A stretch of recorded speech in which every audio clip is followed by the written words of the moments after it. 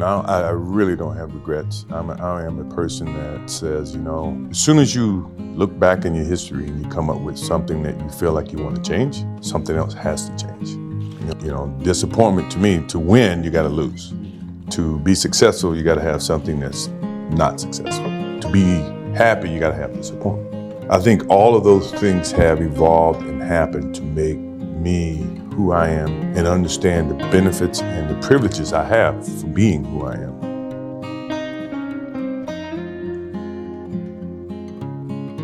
Don't wear your reputation, don't wear your accolades, don't wear your personality on your sleeve. Let it happen, let it be you.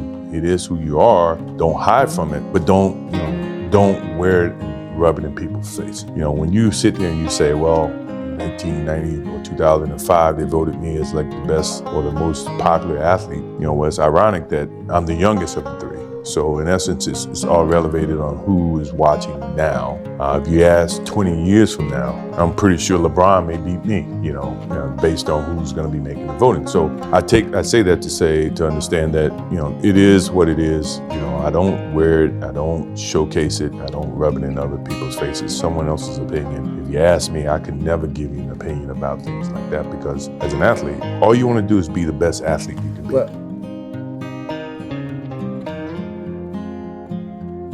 Well, quite naturally, you're gonna make mistakes. You're gonna understand you're gonna make mistakes. The most important thing about making mistakes is being able to learn from them and not be able to duplicate the same mistake.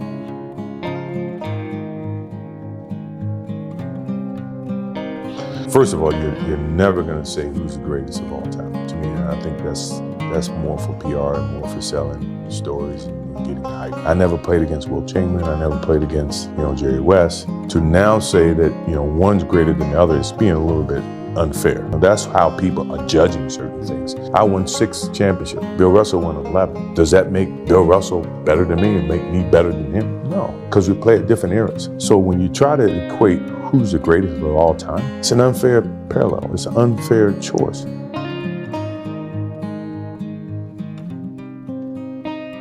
For a person like myself who live in the spotlight and is so critical from people all the time in terms of what I do, what I say, where I go, the thing he's always said, take a pause before you make a decision and say, what if? And the purpose for saying what if is that whatever decision you make, always either going to have consequences.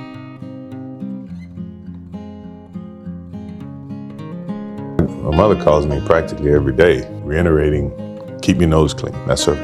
She ends the conversation every time I hang up, as opposed to me, hey, obviously we say, I love you, Mom, can't wait to see you, talk to you soon, blah, blah, blah. That last word is keep your nose clean. That's her constant reminder to say, hey, look, people are watching, people are learning, people are paying attention. And, the best news in today that sells is negative news.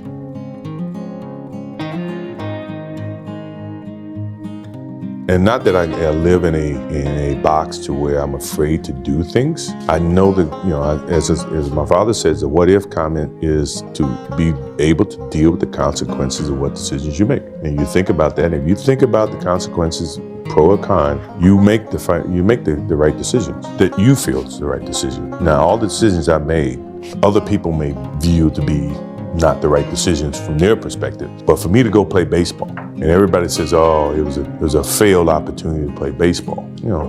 That's what they think. For me, it was the best thing that could have happened for me because it allowed me to go back to the game with a stronger passion. At the same time, I was able to understand the love that these minor league baseball players have, making $1,500 a month. $1,500 a month, which is nothing. But for them, it was big.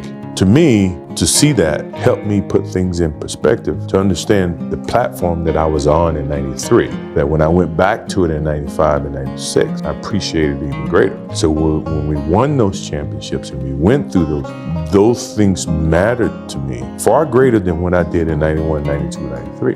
People don't see that. People will never understand that to be success, but the effort was there and the learning curve and the passion was there that has transcended not just to me, but to other people who are afraid to do things because they're worried about the perception that may come from other places. To me, that's more gratifying than anything.